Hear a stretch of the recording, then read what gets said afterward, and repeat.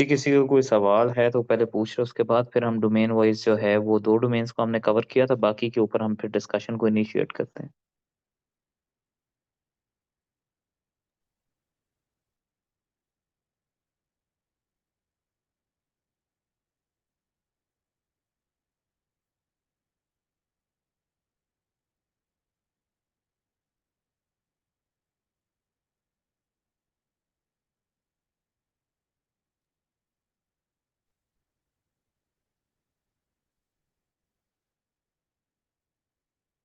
कोई सवाल नहीं, कमेंट शेयर कीजिएगा जी हमारी डोमेन जो कल हमने कर ली थी उसके बाद।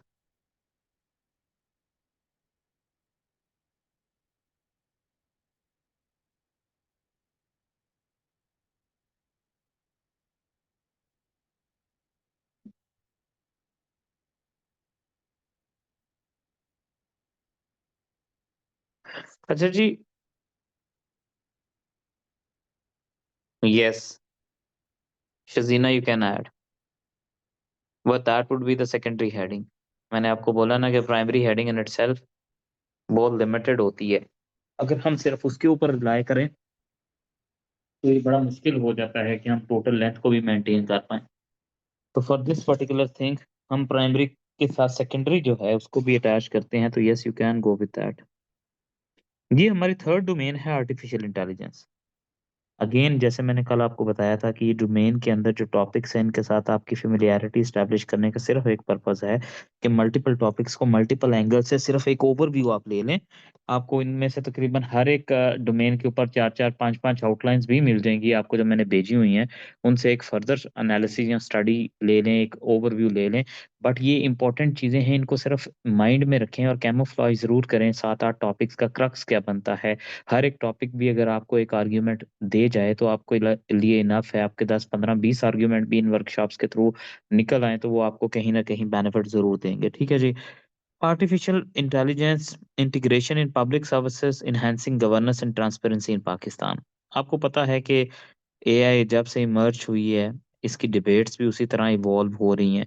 कभी-कभी एआई जो है वो सिर्फ़ और सिर्फ़ मेडिकल की फ़ील्ड में अलग से पूछ भी सकता है, कभी वो एआई को हेल्थ की फ़ील्ड में, कभी वो एआई को साइंस और टेक्नोलॉजी की फ़ील्ड में, कभी वो एआई को एग्रीकल्चर की फ़ील्ड में, कभी वो एआई को जो है वो गवर्नेंस की फ़ील्ड में, कभी वो एआई को जो है वो आपके ऑनलाइन बिज़नेसेस की फ़ील्ड में, मतलब एआई को वो मल्टी फ़ेसेटेड अप्रोच के साथ पूछ सकता है, इसलिए आपने अपने होराइज़न को ज़रा ब्रॉड रखना है। अब इस टॉपिक के अंदर देखें तो वो कह रहा है कि एआई की इंटीग्रेशन इन पब्लिक सर्विसेज़, ठीक है?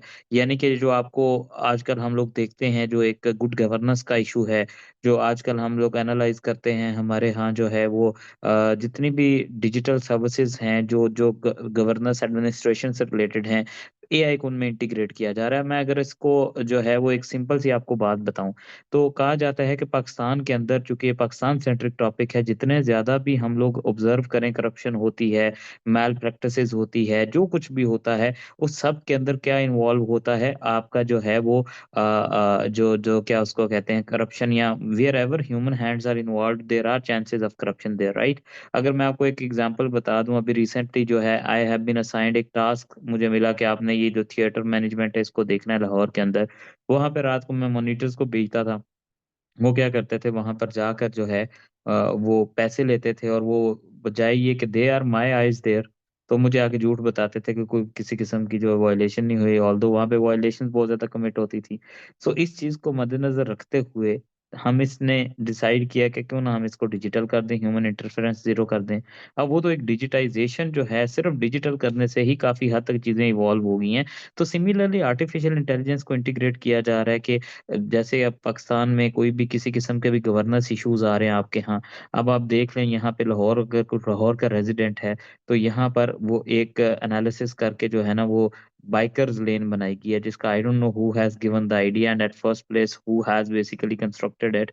उसकी कोई जो है अगर उसी चीज़ को हम लोग थोड़ा एआई ड्रिवन कर लेते, उसके अंदर कैलकुलेशन हो जाती कि कितनी गाड़ियाँ गुज़रती हैं, क्या होता है, क्या नहीं होता, where exactly is the need of it. So AI जो है उसको आप पब्लिक सर्विस के अंदर इंटीग्रेट करना इज़ एसेंशियल। इसमें डिबेट ये है कि इन्हेंस करेगी गवर्नेंस को, ट्रांसपेरेंसी इन पाकिस्तान। अब सबसे पहले हम बताएँगे कि किस तरह एआई की इंटीग्रेशन इन पब्लिक सर्विस जो है वो गवर्नेंस को बेहतर करेगी, और दूसरी सतह पे हम बताएँगे ट्रांसपेरेंसी को कैसे इंश्योर करेगी। फिर हम आगे आएँगे और बताएँगे चैलेंजेस क्या-क्या आ सकते हैं एआई को इंटीग्रेट करने में। अब आप देख रहे हैं ना, अभी भी पाकिस्तान में ये ट्रेंड चला कि आपने जो है ना अपनी जितनी भी आपकी जो है वो ऑटोमेशन है फाइल्स उनको शिफ्ट कर दो। एक हमारे पास ई-फॉस सिस्टम भी एस्टेब्लिश हो गया है। Electronic file operating automation system, जिसके तहत ये कहा गया कि आप जो है वो बेसिकली जितनी भी फाइल्स हैं उनको ऑटोमेट करोगे, लेकिन लोग अभी भी डिपेंडेंट है किसके ऊपर, उसी आर्किक मेथड के ऊपर, वो ऑटोमेशन को एक्सेप्ट ही नहीं कर रहे। इसके अंदर मल्टीपल चैलेंजेस हो सकते हैं। एक तो लोग एक्सेप्टेबिलिटी नहीं लेकर आते, लोग वल्नरेबिलिटी ज़्यादा लेकर आते हैं। लोग चाहते हैं कि हम लोग जो है वो ज़्यादा जो है वो खुद से क्या उसको कहते हैं कि एक सॉर्ट ऑफ जो है वो एक डेटरेंस क्रिएट करके रखें। कहा जाता है ना, एक सिंपल सा मीम था, मैंने कहीं पे देखा था कि इन 10 इयर्स वो कोई जो ड्रोन उड़ा था कि not only the pilot but the uneducated person has also lost his job of taking the aerial pictures. अब वो सारा का सारा जो है वो उसकी जगह ले रहा है आपका ये ऑटोमेशन, ठीक है? सो अब आप अगर देखें तो आपके यहाँ ये चीज़ बड़ी एविडेंटली क्लियर हो रही है कि थिंग्स आर टेकिंग कंट्रोल, ठीक है? और वो जो चीज़ें हैं वो जब इन कंट्रोल हो रही हैं तो वो आर्टिफिशियल इंटेलिजेंस जो है वो उसकी मरहूने में रहता है। तो हमें ये समझ आई कि ये चीज़ें इस तरह जो है वो इवॉल्व हो रही हैं और इवॉल्व होती जा रही हैं। तो हमने इसी तरह फिर देखना है कि चैलेंजेस क्या हैं, अनएक्सेप्टेबिलिटी है लोगों की, लोग उसको एक सॉर्ट ऑफ जो है वो जो है वो एक्सेप्टेबिलिटी में नहीं लेकर आते, ठीक है? वो भी बड़ी एक रीज़न हो जाती है। लेकिन ख़ैर इन अ नटशेल एक चीज़ समझने की है कि ये गवर्नेंस को तो एआई एनहांस करेगी, साथ ही ट्रांसपेरेंसी को। फिर चैलेंजेस क्या हैं और चैलेंजेस को ओवरकम कैसे करना है। दूसरा टॉपिक आ जाता है जी आर्टिफिशियल इंटेलिजेंस, अ मास्टर और अ सर्वेंट। मैंने आपको पहले एक रिलेशन बताया हुआ है कि मास्टर और अ सर्वेंट के अंदर जब भी डिबेट आएगी, सो आपने हमेशा ये चीज़ देखनी है कि what do you think of AI? ठीक है, क्या ये आपका मास्टर है या सर्वेंट? आप ये दोनों डिबेट्स और के ऑपोजिट साइड वाली नहीं लेके चल सकते कि मास्टर भी है और सर्वेंट भी है। No, you can not do so. You have to take one side. For example, if I am taking one side and I say that it is a master, ठीक है? तो मुझे वो प्रूव करना पड़ेगा that how it is a ruling, ठीक है? अगर मैं कहता हूँ सर्वेंट, तो फिर मुझे प्रूव करना पड़ेगा कि how we are basically ruling the AI. 1 minute रुकिएगा जी। अस्सलाम वालेकुम सफदर भाई।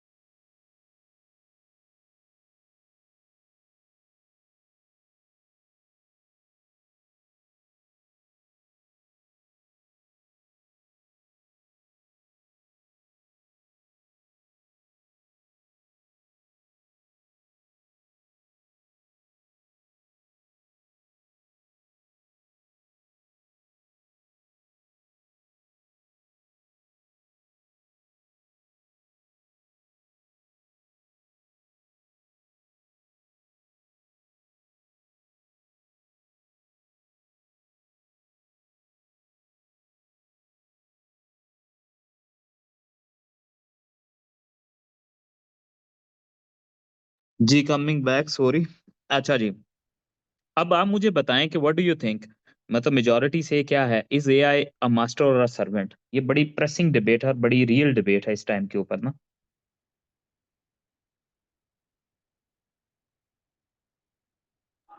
सर सर्वेंट होगा ना, क्योंकि अल्गोरिथम तो हम ही देंगे ना, ह्यूमंस इसको देंगे तो उसके अकॉर्डिंग वो करेगा फंक्शन।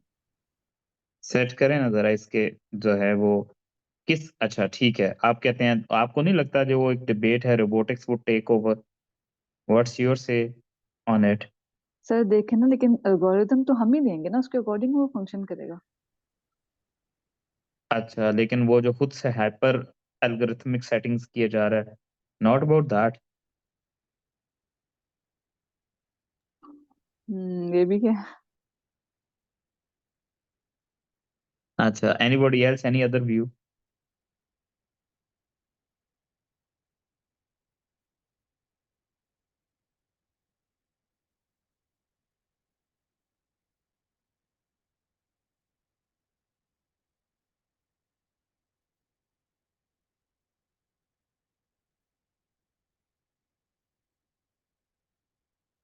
अच्छा जी, चलें, कोई भी नहीं है मेरे ख्याल से, सारे जो है वो चुप करके सुन ही रहे हैं।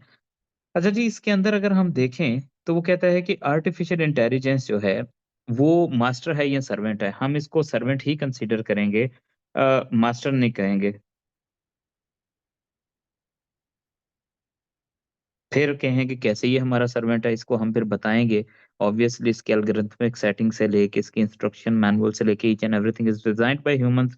फिर हाँ, नंबर 2 के ऊपर आके हम ज़रूर डिस्कशन कर सकते हैं कि कैसे इसके अंदर पोटेंशियल है कि वो सर एक डेट्रिमेंटल ये भी तो हो टैलेंट। सकता है, sorry to interrupt you sir, एक ये भी हो सकता है ना कि फिर अगर वो गलत, लाइक उसका एक हम रॉन्गली उसने वो ले लिया, अडॉप्ट किया है, लाइक उसको अंडरस्टैंड करने में थोड़ी मिस्टेक हो गई है, तो वो ऑपोजिट फंक्शन भी कर सकता है। एक बुक में उसने कोट की हुई थी एग्जांपल कि वो जो एक बॉडी गार्ड होता है ना, वो वेपन्स लेके खड़ा होता है, वो उसको एज अ टेररिस्ट उसने शायद उसको ऐसे रॉन्गली एक्सेप्ट कर लिया था, उसकी वजह से वो भी लाइक ये फंक्शन ना ऑपोजिट हो गया था, लाइक इसको उसने इस तरह इस टाइप की कोई एग्जांपल थी ना, तो हाँ, इसमें भी हाँ। कोई हेडिंग करके हम लिख सकते हैं।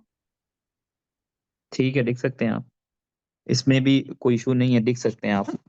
Okay sir. मतलब आपने प्रिसाइज़ली ये बताना है कि वो सर्वेंट कैसे है, through different field implementation of it, through different जो है वो एस्पेक्ट्स। फिर आपने बताना है कि देखो आप जहाँ पे भी चले जाओ, who is the father of it, who is the founder of it. Number 2 is this, एक बड़ी मैनिफेस्टेशन है इसकी कि एक टाइम के ऊपर एआई आया, फिर डीप सीक आया, फिर डीप सीक को भी चैलेंज करके some new technology would come into place. ये कोई एआई थोड़ा इंटीग्रेट कर रहा है, ये तो खुद खुद बहुत ह्यूमंस कर रहे हैं ना। तो फिर आप बताएँगे कि what possible challenges that AI could pose, ठीक है, जो कि एक मास्टर सर्वेंट रिलेशन को इफ़ेक्ट कर सकते हैं। और फिर एंड पे हम बताएँगे इसकी रेगुलेशन कैसे मॉनिटर करनी चाहिए, इसकी रेगुलेशन को कैसे एनहांस करना चाहिए और कैसे स्ट्रॉन्ग करना चाहिए, ताकि हम जो है ये एआई जिसको हम एक सर्वेंट कहते हैं, ये सर्वेंट ही रहे, मास्टर ना बने। फिर नंबर 3 के ऊपर आता है ग्लोबल सिक्योरिटी में बैलेंसिंग इनोवेशन एंड रिस्क्स, ठीक है। आपको पता है कि आर्टिफिशियल इंटेलिजेंस की सबसे बड़ी डिबेट ये है कि जो रोबोटिक वॉरफेयर पूरी दुनिया में ग्लोबल सिक्योरिटी के अंदर जो पैराडाइम शिफ्ट आया है ना, वो ये आया है कि आप जितनी भी जो डिफिकल्ट और डेंजरस वेपनरी है, वो सारी की सारी ऑटोमेशन के ऊपर जा रही है। जिसकी वजह से क्या हो रहा है कि जहाँ पे इनोवेशन तो हो ही रही है, वहाँ पे रिस्क्स बहुत ज़्यादा इन्वॉल्व हो गए हैं। अब कोलैटरल डैमेज ज़्यादा होता है। अब चूँकि human life loss of life involve नहीं होती, तो इसलिए आप पैलेस्टाइन के अंदर देख लें, आप हर दूसरी जो है वो एक वो कंप्रोमाइज़्ड एरियाज़ के अंदर देख लें, थर्ड वर्ल्ड्स के अंदर देख लें, वहाँ पे क्या मंत्रा चल रहा है, क्या रीज़न चल रही है, वहाँ पे हर जगह पे ये देखने को आता है कि जो एआई है उसको जो यूज़ वेपनरी के अंदर है वो डिस्टर्ब कर रहा है पूरी की पूरी सिस्टमैटिक अप्रोच को, ठीक है। फिर हम इसमें कहेंगे कि ठीक है, इनोवेशन होनी चाहिए, लेकिन साथ में जो रिस्क्स अटैच्ड हैं उनको भी मिनिमाइज़ करना चाहिए, ताकि एआई को ग्लोबल सिक्योरिटी में पर्पसफुल पर्पसेज़ के लिए इस्तेमाल किया जा सके। फिर आ जाता है जी challenges and opportunities in AI governance in Pakistan. Simple सी बात है, जो टॉपिक नंबर 1 हमने डिस्कस किया था ना, जहाँ पे एआई की गवर्नेंस में मैनिफेस्टेशन से हमें फायदे भी होंगे, चीज़ें प्रोसेस हो जाएंगी, फास्ट ट्रैक हो जाएंगी, स्मूथ हो जाएंगी, इजी एक्सेस हो जाएगी, वहाँ पे ट्रांसपेरेंसी इंश्योर्ड हो जाएगी। वहाँ पे हमें चैलेंजेस भी फेस करने को मिलेंगे। ऑब्वियस सी बात है, थर्ड वर्ल्ड कंट्रीज के अंदर एक सीएसएस के अंदर टॉपिक आया था ना कि the third world is unable to reap the benefits of developing जो है वो things around the globe. Reason क्या है कि वही इलिटरेसी है, वही जो है वो कम पढ़ी लिखी आवाम है। थर्ड सर वर्ल्ड जो इसमें है ये वो भी हो सकता है ना, टेक्नोलॉजिकली। वो जैसे शॉर्ट की वो एक टर्म है कल्चर लैग, लाइक हमारे पास मटेरियल तो है लेकिन उसको हाउ टू यूज इट हमें उसका नहीं पता, तो उसकी वजह से वो कल्चर लैग आ जाता है। या that could be one option, other could be this कि हम कल्चरल लैग तो है ही है, हमारे यहाँ जो इनोवेशनल एक्सेप्टेबिलिटी है वो भी नहीं है। फिर उससे बड़ी बात यह है कि हमारी स्टेट्स जितनी भी हैं वो टेक्नोलॉजिकली ट्रांजिशनल फेज के अंदर हैं और ट्रांजिशनल भी लोअर साइड पे हैं। ठीक है, तो ये सारे फैक्टर्स हैं जो अप्रीहेंड करते हैं हमारी इस मैनिफेस्टेशन को कि जो एआई है उसको हम लोग जो है थर्ड वर्ल्ड के अंदर एक पोटेंशियल यूज के तौर पे लेकर आ सकें। तो ये डेट्रीमेंटल चीज जो है ये भी कैटेगोरिकली एग्जिस्ट करती है। तो हम कहेंगे कि जी अपॉर्चुनिटीज भी हैं लेकिन साथ चैलेंजेस भी हैं। फिर एंड पे आकर नंबर 3 पे बता देंगे वो जो चैलेंजेस हैं कि अगर फॉर एग्जांपल एक चैलेंज ये है कि हमारी यहाँ जो है वो टेक्नोलॉजिकल लैग है, तो हमें चैलेंज को ओवरकम करना है। टेक्नोलॉजिकल लैग से हमें बाहर निकलना so that we can counter और कॉम्प्रीहेंड इट। ठीक है। फिर ये है कि जी एआई मैंने आपको पहले बताया किस तरह पाकिस्तान के एजुकेशन सेक्टर को रेवोल्यूशनाइज कर सकती है। अगेन पूरी दुनिया के अंदर आप देख लें, जो एजुकेशन जो है ना, जैसे ही पोस्ट कोविड आया ना, तो कहते ये हैं कि पोस्ट कोविड सिनेरियोज जो हैं उनने एजुकेशनल जो है वो स्फेयर के अंदर एक बड़ा ड्रास्टिक जो है वो चेंज लाए हैं। वो बड़ा ड्रास्टिक चेंज क्या है कि अब people are more inclined towards, अब आप देखें ना, we all are studying here, online education है। अब इसी के साथ अगर आप देख लें तो अब majority of the students what they do is के दे वुड ऑलवेज सीक जो है चैट जीपीटी। ठीक है, मैं हमेशा कहता हूं कि आर्टिफिशियल इंटेलिजेंस का यूजेज कभी भी आपके माइंड की स्टेगनेंसी की एक जो है वो डिपिक्शन नहीं होता। ना ही कभी ये चीज होती है कि जी एआई को अगर आप यूज कर रहे हैं, आप उसके थ्रू जो है वो बाईपास जीपीटी लेकर आ रहे हैं। डिफरेंट एकेडमिक टूल्स एग्जिस्ट करते हैं ना, जैसे अगर आप देखें, अगर आपने कभी काम किया हो तो आप किल बोर्ड के ऊपर करते हो, यू डॉट कॉम पे, राइट ह्यूमन पे कर रहे हो, आप टर्निट पे जाके अपना जो है प्लेजरिज्म चेक करते हो, आप स्टिलिथ राइटर के ऊपर जाके चेक करते हो। ये वर्ड ट्यून एक है जहाँ पे आप उसको इनकॉर्पोरेट करते हो। तो ये सारे के सारे जितने भी हैं, ये बेसिकली अगर हम यूज करें तो हम एजुकेशनल सेक्टर को बहुत हद तक रिफॉर्म कर सकते हैं।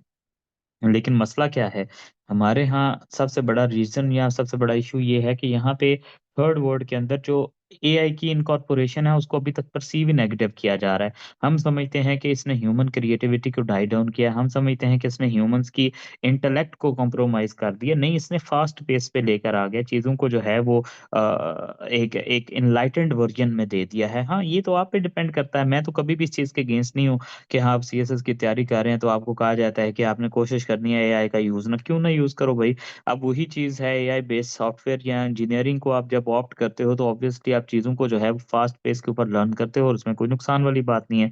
तो हम कहेंगे कि सबसे पहले कि किस तरह ये रेवोल्यूशनाइज़ कर सकता है, फिर अगेन वही एक पेट किस्म की जो चैलेंज होता है। अब देखिए ऑलमोस्ट हर दूसरी आउटलाइन को जब आप ओपन अप करने के लिए जाते हो तो आपको उसके अंदर वही सेम हेडिंग्स नज़र आ रही होती हैं। उसकी रीज़न ये है कि वहाँ पर तो आपने एक ही टॉपिक एड्रेस करना है, एक ही टॉपिक अटेम्प्ट करना है। तो उसका मतलब ये है कि आप इधर से बाल पकड़ें, उधर से बाल पकड़ें, एक ही जगह पे आपको सारा का सारा नॉलेज आउटपुट करना पड़ा होगा, तो किसी तरीके से भी जो है वो आपको जो है वो डिस्क्रेडिट नहीं करेगा। इसलिए मैं कहता हूँ आर्गुमेंटेटिव एनालिसिस को अंडरस्टैंड करें, चीज़ें ऑटोमैटिकली जो है वो इवॉल्व हो जाती हैं। फिर एंड पे आ जाता है जी exploring the role of AI in tracking climate change, tackling climate change. ठीक है, ये भी एक बड़ी अच्छी डिबेट है जिसको हमने लेकर चलना होता है कि क्लाइमेट चेंज को एआई टैकल कैसे कर सकता है। जी भाई, हेलो। कमर नेक्स्ट पेज करना। वालेकुम अस्सलाम। जी जी भाई। All good, all good.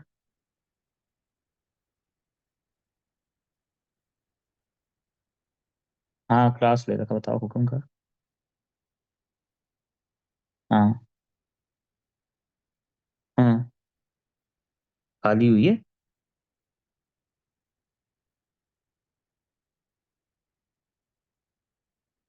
अच्छा, तो आजा। फिट सीट है।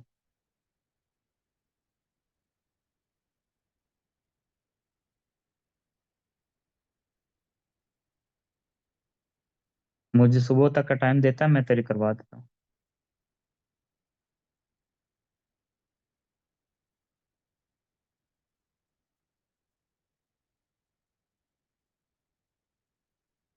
मुझे सुबह रिमाइंड करवा, मैं करवाता हूँ। मैं कहूँगा एडीसी जी को, वो कमिश्नर से बात करता है, तेरा इंटरव्यू करवाऊंगा।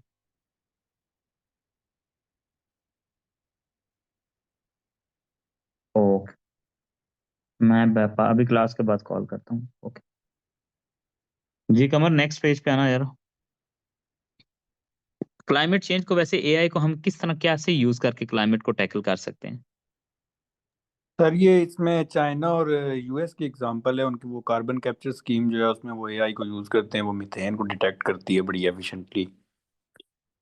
हाँ हाँ। और इसके अलावा सर वेदर फोरकास्ट वगैरह बड़ा एफिशिएंसी के साथ ये बता सकती है, को फ्लड्स का खतरा हो ये हो।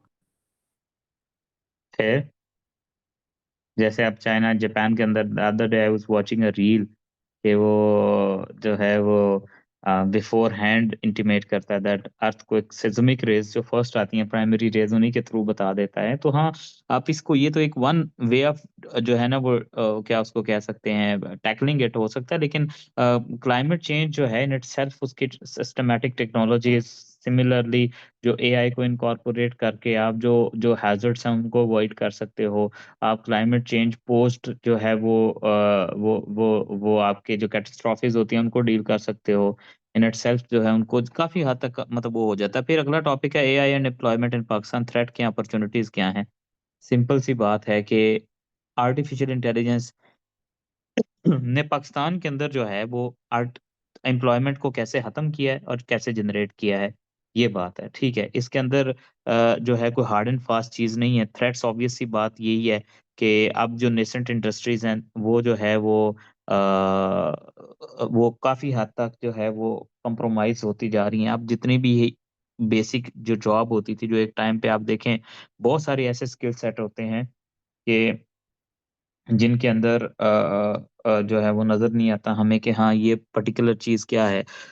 जैसे फॉर एग्ज़ाम्पल एक टाइम के ऊपर मुझे कोई एक स्पेसिफ़िक एग्ज़ाम्पल माइंड में नहीं आ रही जिसके थ्रू मैं आपको समझा पाऊँ कि एक टाइम पे वो इंडस्ट्री एक्ज़िस्ट करती थी, अभी वो एआई ने रिप्लेस कर दी है।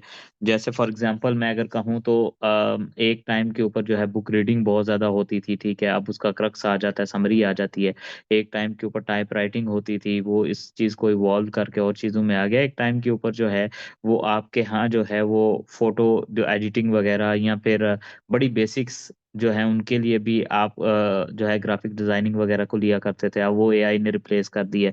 सो एक अच्छा ख़ासा सेक्टर है जिसको थ्रेटन्ड किया है एआई ने, जहाँ पे एम्प्लॉयमेंट कॉम्प्रोमाइज़ हुई है। लेकिन at the same time there is this whole thing कि बड़ी बेसिक लिटरेसी के साथ भी लोग एआई के through job opportunities find out कर रहे हैं। आप देखें जितने के जितने भी वो आउटसोर्सिंग हो रही है चीज़ों की, प्लेटफ़ॉर्म्स के ऊपर जो है चीज़ों को इवॉल्व किया जा रहा है। जितने भी लोग हैं वो सारे के सारे जो है वो कंटेंट क्रिएशन या राइटिंग की तरफ जाते हैं। एआई ने बड़ा फैसिलिटेट भी कर दिया, तो ऑब्वियस सी बात है हमें थ्रेट्स जो हैं उनको मिनिमाइज़ करना पड़ेगा to further enhance the opportunities. फिर एआई और global security, ethical challenges and risk, again वही बात है कि जो अभी हमने balancing the innovation with risk, ये सेम टॉपिक है ये और वो, इसमें कोई डिफरेंस नहीं है, सेम चीज़ चलती है। वहाँ पे रिस्क भी बात इनोवेशन, यहाँ पे एथिकल चैलेंजेस और रिस्क दोनों इन्वॉल्व्ड हैं, ठीक है? क्योंकि आपको पता है एआई के ऊपर सबसे बड़ा क्रिटिसिज्म ये आता है कि एथिकली इसको जो है ना कंप्रोमाइज्ड एक टेक्नोलॉजी कहा जाता है, जिसका जो है ब्रंट हम सबको देखने को मिल रहा है। ये चीज़ आ जाती है। फिर जी नेक्स्ट आ जाता है जेंडर।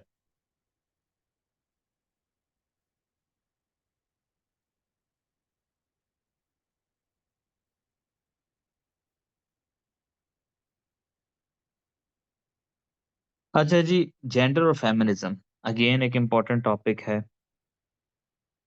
इसके अंदर अगर आप देखें तो पहला है gender equality, a dream deferred और एन अचीवेबल रियलिटी। मतलब कि इन शॉर्ट जेंडर इक्वालिटी या मिथ है या रियलिटी है, ठीक है? सो ऑब्वियस सी बात है, which one do you think is the most appropriate in the contemporary scenario? Do you consider it a dream deferred, यानी कि एक अनइमेजिनेबल अनथिंकेबल फ्यूचर है, या क्या ये रियलिटी है या अचीवेबल है? ये नहीं बताना मुझे कि अचीव हो गया या नहीं, वो कह रहा है कि अचीवेबल है या डिफर्ड है या नहीं हो सकता, ये बात बताएं।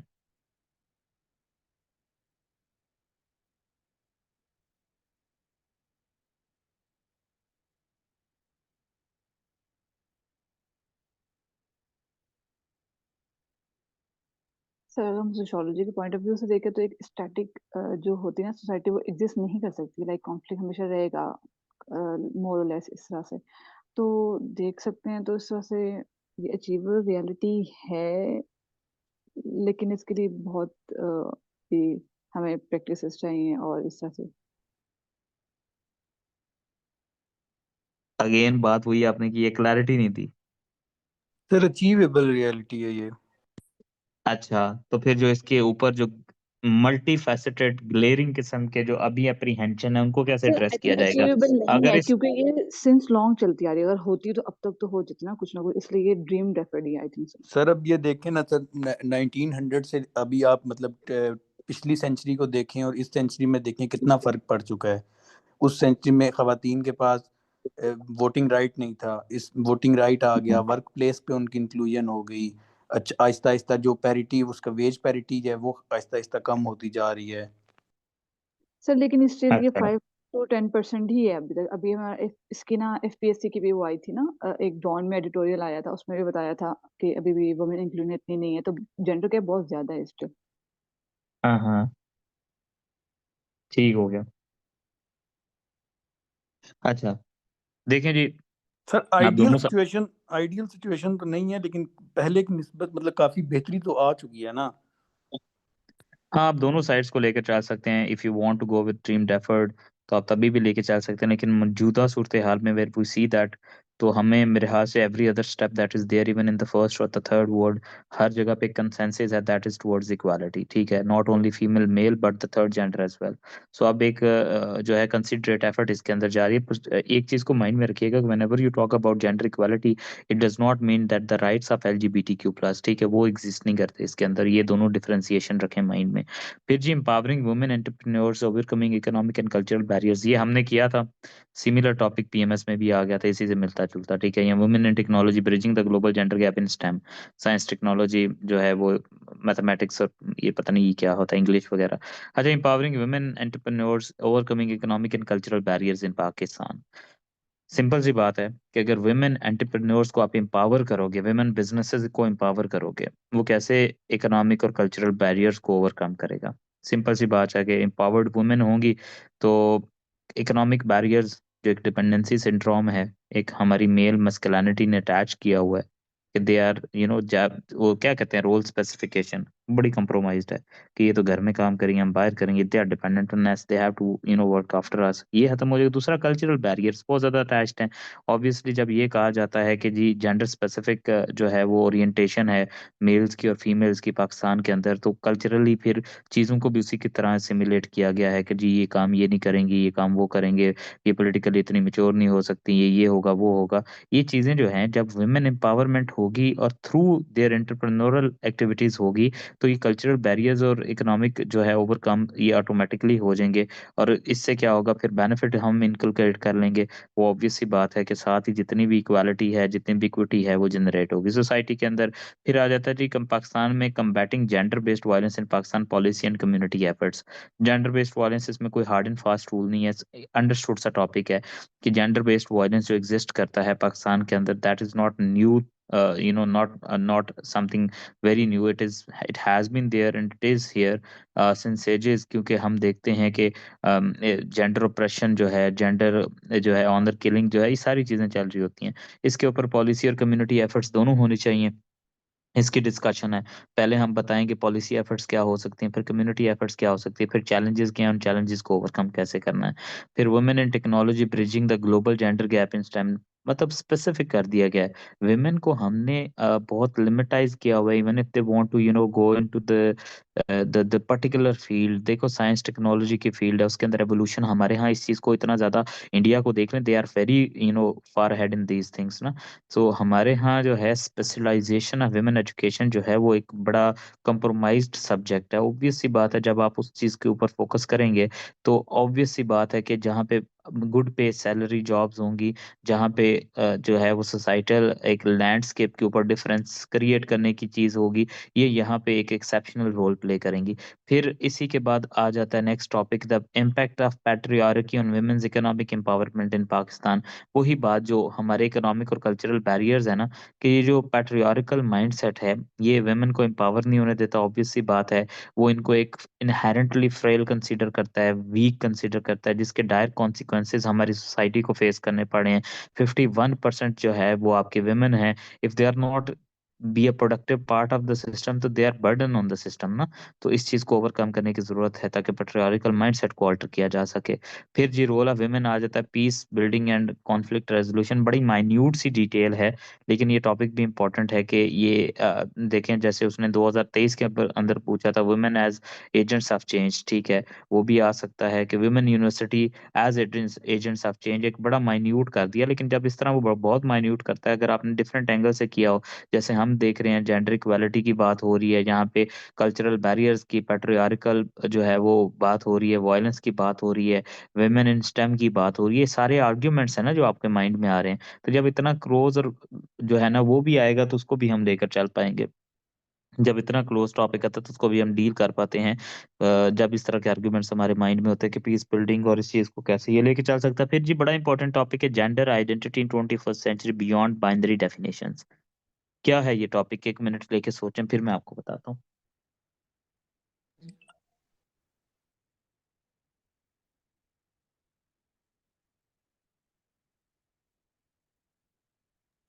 सर ये मैन और वुमेन की बाइनरी से बाहर होके बाकी जेंडर जो LGBTQ वगैरह को भी इसमें। नो, एक और भी इंटरप्रिटेशन।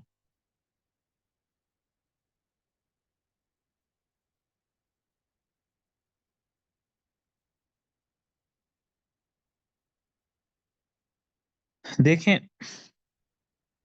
बाइनरी डेफिनेशंस ये हैं कि हम जेंडर्स को आज तक हमेशा स्पेसिफिक एंगल के थ्रू देखते हैं। जेंडर स्पेसिफिकेशन जो है वो कहते हैं कि जेंडर आइडेंटिटी जो है ना जेंडरलेस है इन 21st सेंचुरी। क्यों ज़रूरी है? ऑब्वियस सी बात है, जब आप मेल फीमेल और थर्ड जेंडर की बात करेंगे तो आप ऑब्वियसली ये बात करेंगे कि इनका रोल ये है, इनका रोल ये। कहते हैं the world has moved beyond this binary codifications, कि ये मेल है तो ये करेगा, ये फीमेल है तो ये करेगी। इन चीज़ों से ऊपर निकलने का नाम है 21st सेंचुरी का। बताएंगे क्यों इन चीज़ों से ऊपर निकलना, उसका फायदा क्या है, और अगर नंबर 2 के ऊपर आएंगे बताएंगे अगर इनमें ट्रैप रहेंगे तो उसका नुकसान क्या है, और कैसे इस बाइनरी कोडिफिकेशन से हमने बाहर निकलना है, सोल्यूशन आ जाएगी। ठीक है। फिर आ जाता है जी unseen struggles of women against patriarchal norms in Pakistan. काफी ओवरलैपिंग टॉपिक है। अगेन वही बात यह है कि इसमें क्या क्या स्ट्रगल्स फेस करने को मिल रही है। पहले बात यह है कि पेट्रियार्कल जो एक माइंड सेट है वो इम्पोज कैसे हुआ है, उस स्ट्रगल को कैसे फाइट किया जा रहा है और कैसे उनसे निकलना है। उसमें वही बात ऊपर पॉलिसी एफर्ट्स क्या हो सकती हैं, कम्युनिटी एफर्ट्स क्या हो सकती हैं। उसमें वही बात आ जाएगी कि फिर women active role in STEM यानी कि साइंस टेक्नोलॉजी। फिर वही बात आ जाएगी कल्चरल बैरियर्स को ओवरकम करना है। वही बात आ जाएगी पीस बिल्डिंग और कॉन्फ्लिक्ट रेजोल्यूशन। तो वन और द अदर वे, टांग उधर से पकड़े इधर से पकड़े, एक ही चीज को इंश्योर करेंगे तो वो सारी टॉपिक्स के बीच में एक दूसरे के साथ मिलके आपके सॉल्व हो जाएंगे। फिर जी नंबर 5th के ऊपर हमारे पास जो डोमेन आती है दैट इज कॉल्ड गवर्नेंस। अब इसमें टॉपिक नंबर 1 है the role of judiciary in strengthening democratic governance in Pakistan.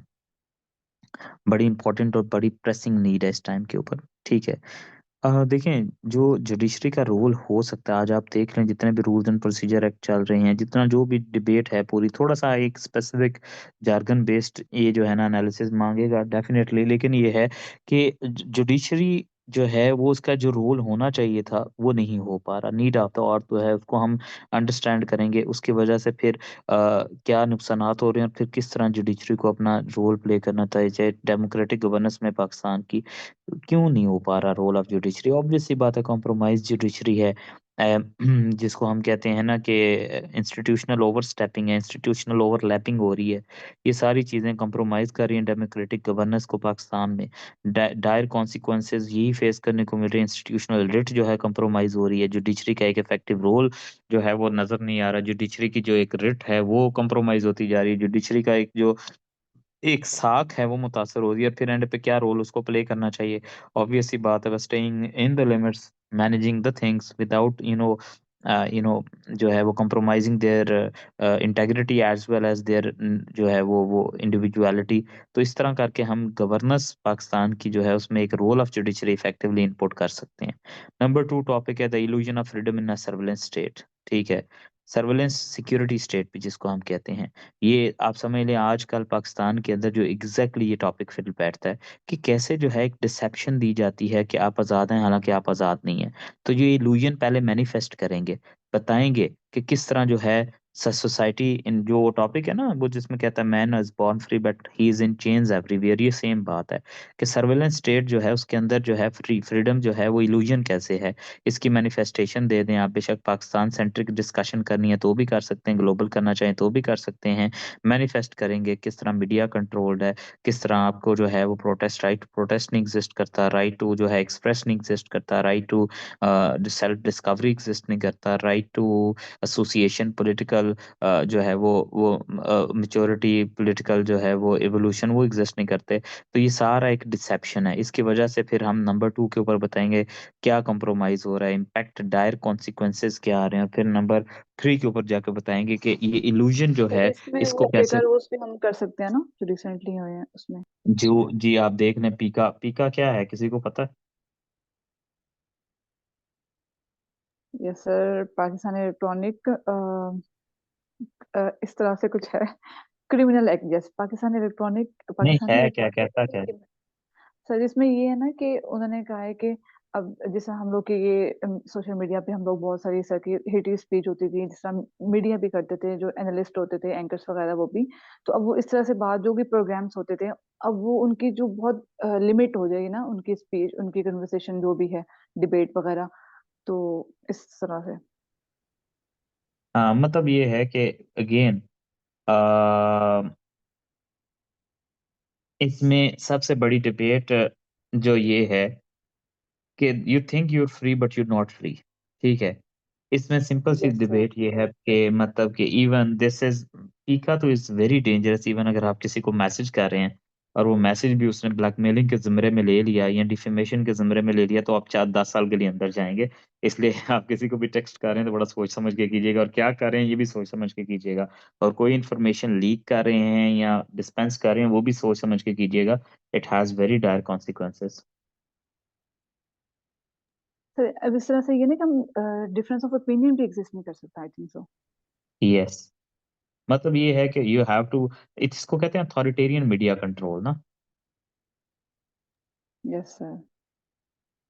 अच्छा जी, मूविंग अहेड, फिर बात आ जाती है जी कि digital challenges of impact of governance challenges, बल्कि नहीं नहीं, हाँ, governance in post conflict societies challenges and solutions. ठीक है, मतलब ये है कि गवर्नेंस, ऑब्वियस सी बात है कि जो एक सोसाइटी स्ट्रगल कर रही है, मैं अगर यही बात अगर प्रिसाइजली देखूं तो मिडल ईस्टर्न कंट्रीज के अंदर जो गवर्नेंस पोस्ट कॉन्फ्लिक्ट जो है उसके चैलेंजेस क्या होते हैं, वॉर नेचर के होते हैं। ऑब्वियस सी बात है, जो सोसाइटी ग्रो कर रही है या एक society mid governance challenge face करती है जैसे पाकिस्तान है तो उसके चैलेंजेस और हैं।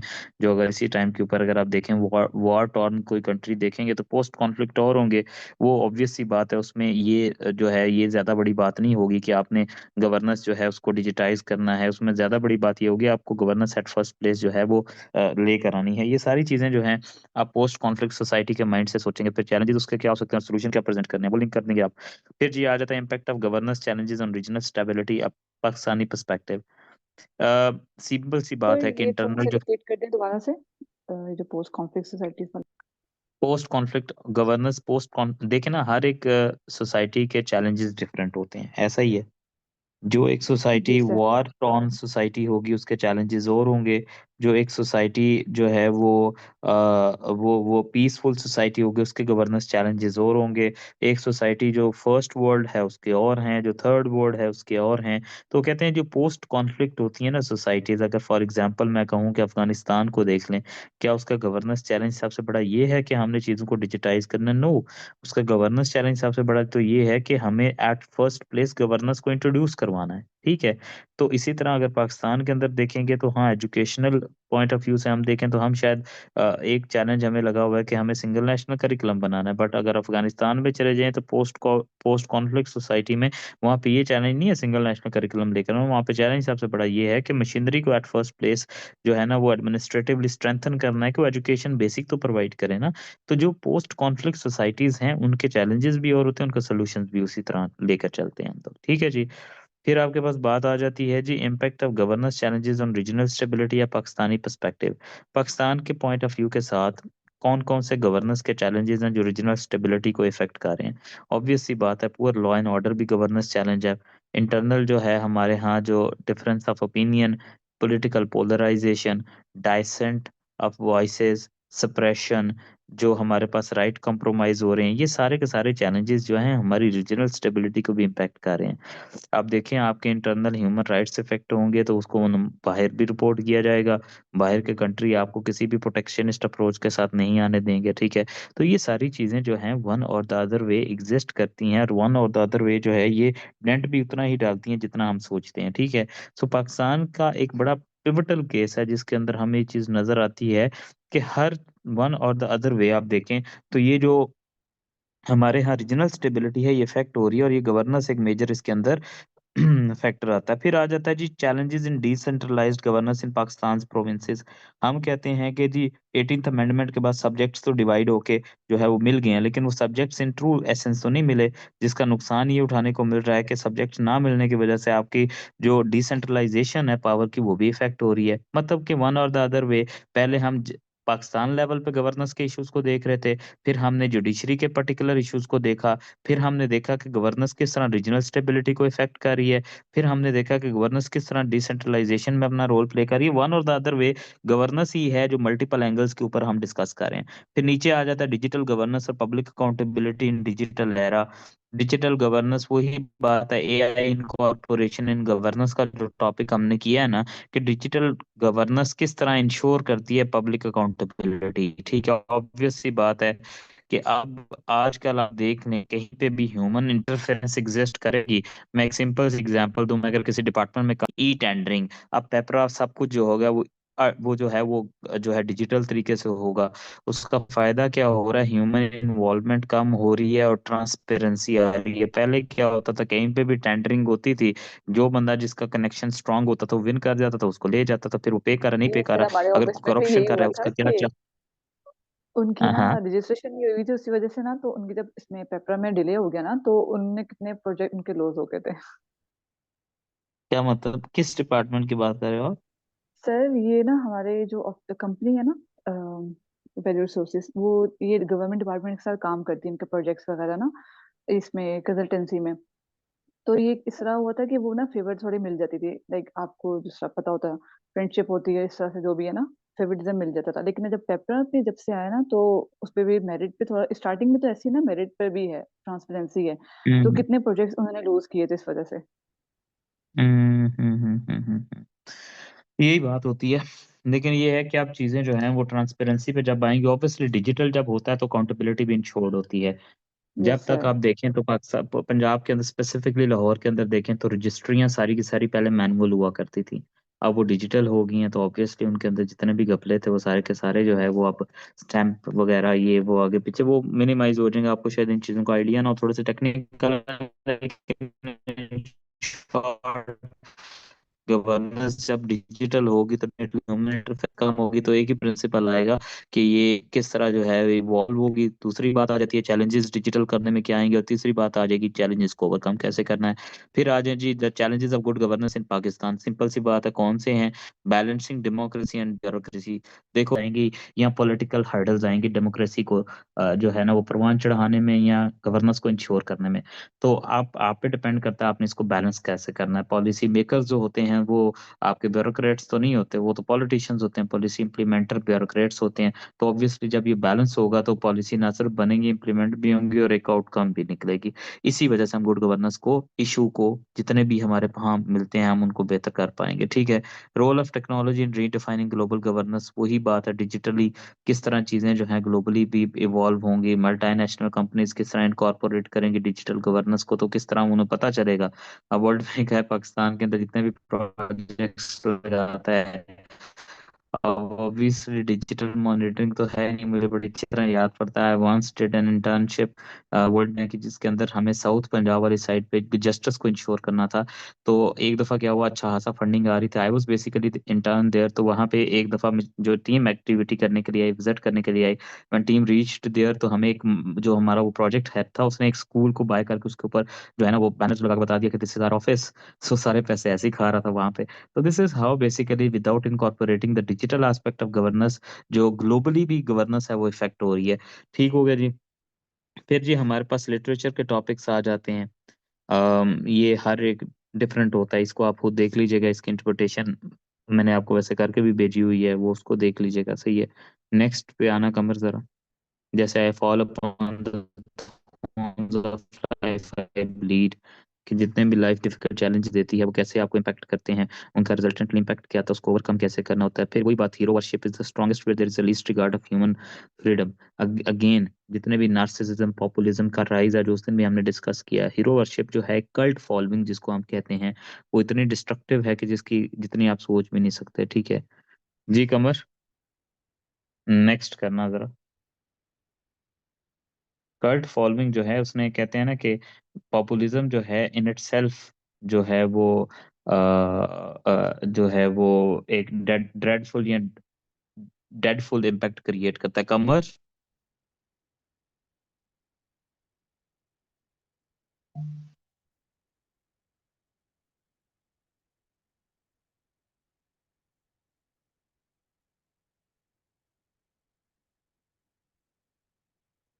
कमर आर यू हेयर?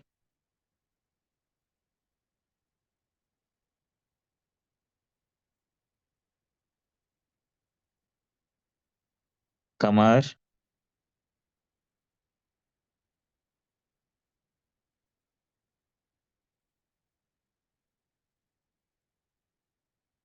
कमर लगता है गायब हो गया।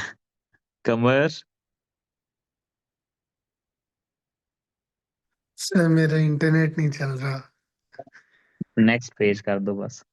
सर ये आखिरी पेज ही सामने है स्क्रीन पे, सोशल मीडिया और ग्लोबल इश्यूज। ठीक है। हाँ जी, फिर आ जाता है जी सोशल मीडिया हमारे पास। अगेन ऊपर my books are friends that never fail me, इसीलिए कहते हैं ना दैट इसका मतलब इंटरप्रिटेशन क्या है कि books have their own meanings and they have their own depths which are not unrealistic, they are realistic, यानी कि they would facilitate you not only वो आपकी नेचर बल्कि नर्चर, बल्कि आपकी जो है ओवरऑल ग्रूमिंग और ओवरऑल चीज़ों को इम्पेक्ट करते हैं। ठीक है जी। अच्छा जी, फिर आ जाता है सोशल मीडिया। सोशल मीडिया को अगर हम लोग देखें तो इसके ऊपर जो है हमारे पास पहला टॉपिक यह है साइबर बुलिंग इन पाकिस्तान, इसके कॉजेज इफेक्ट्स और जो है वो इसकी सॉल्यूशंस क्या हैं, ये रेमेडीज क्या हैं। बड़ा सिंपल सा और बड़ा मैनेजेबल टॉपिक है। यानी कि हमने ये बताना है कि जो है वो साइबर बुलिंग आप मुझे बताने की ज़रूरत नहीं है, जो आप जो जो अक्सर विटनेस करते हो in the form of leaks या in the form of threatening somebody, in the form of asking bribe और मनी। कॉजेज क्या हैं, ऑब्वियसली मल्टीफोल्ड हैं, क्योंकि आप कुछ कुछ हीनियस कॉज होते हैं, कुछ डिफेम करना होता है, कुछ पैसा कमाना होता है।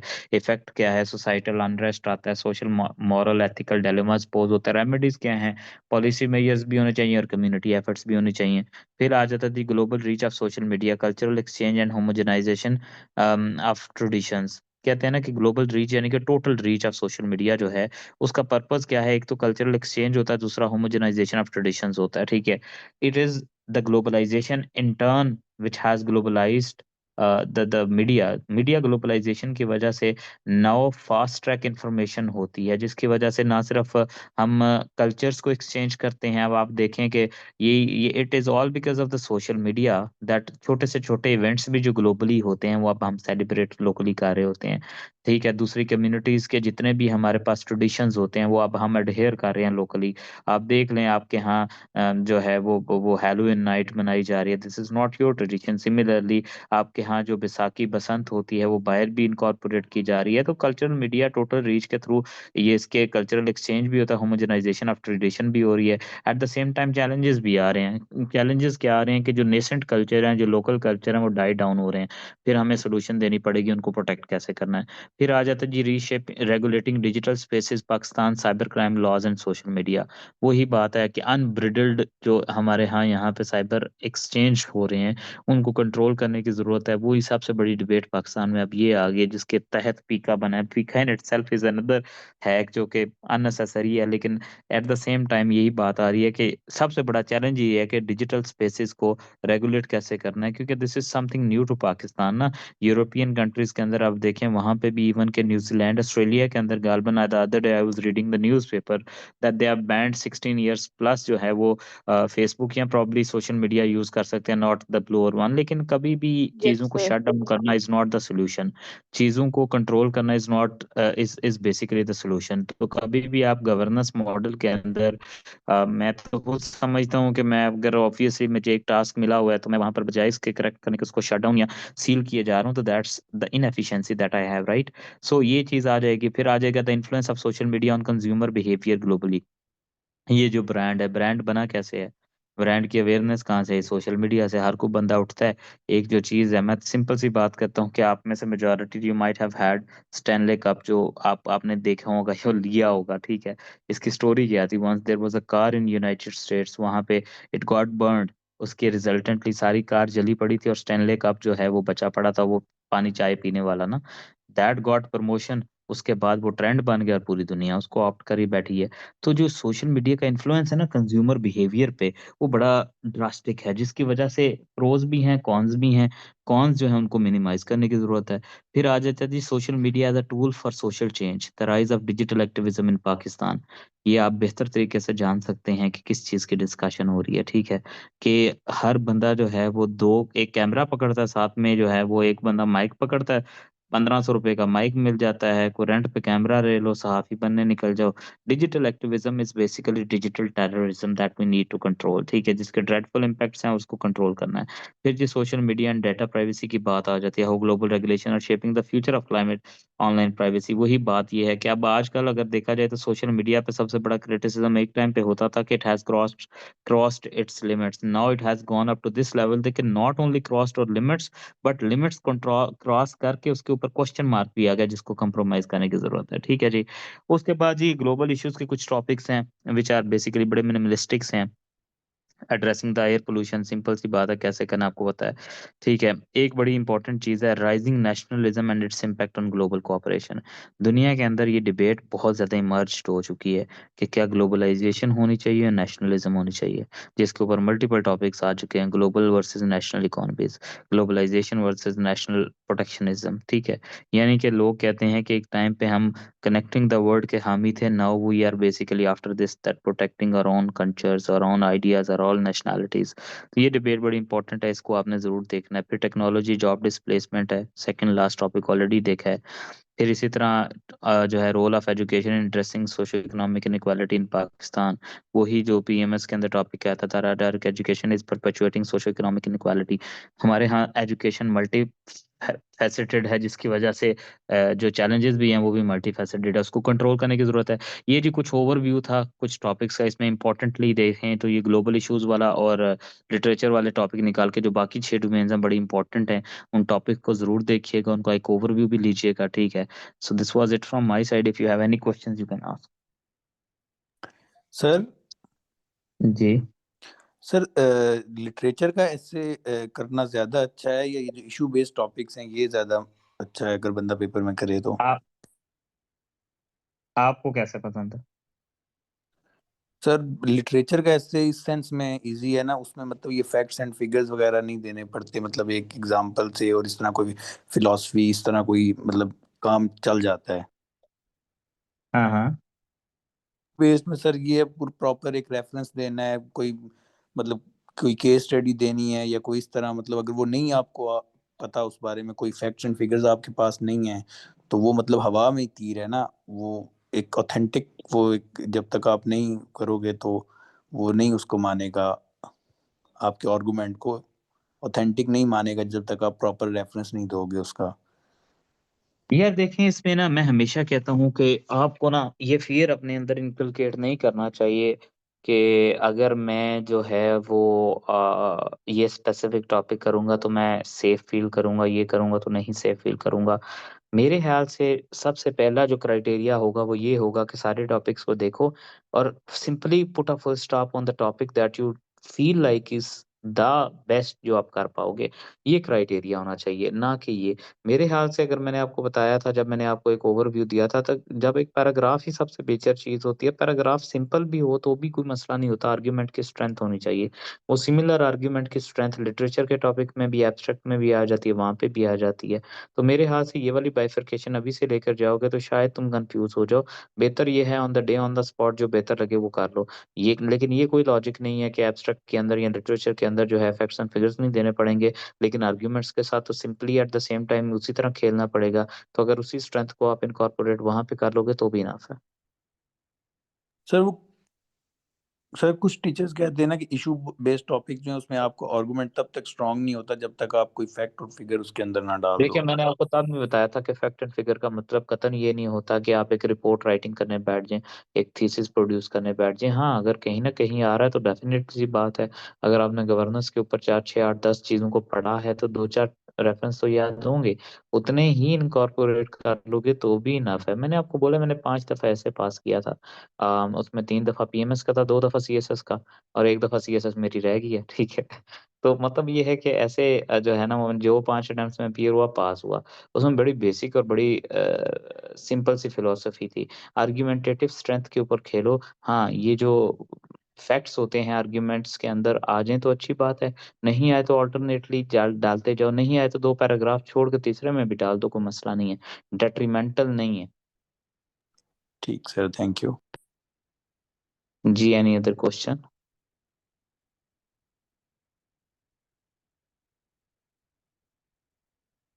चलें जी, wishing you all the best. ठीक है, आई ट्राइड कि मैं इस इन 4 दिनों के अंदर कोशिश करके आपको एक तो ओवरव्यू देता जाऊँ, दूसरा ये है कि आपके जो जो बेसिक एक एक फैलेसीज़ हैं, जो बेसिक जो इश्यूज़ हैं, उनको हम डील करते जाएँ। ये रिकॉर्डिंग्स भी हैं, कमर से आपको मिल भी जाएँगी, अपलोडेड भी होंगी, आप लास्ट मोमेंट भी अगर इनको रिवीजन के तौर पे देखना चाहें तो देख सकेंगे। Wishing you all the best, may Allah be with you. ठीक है, अल्लाह हाफ़िज़, थैंक यू।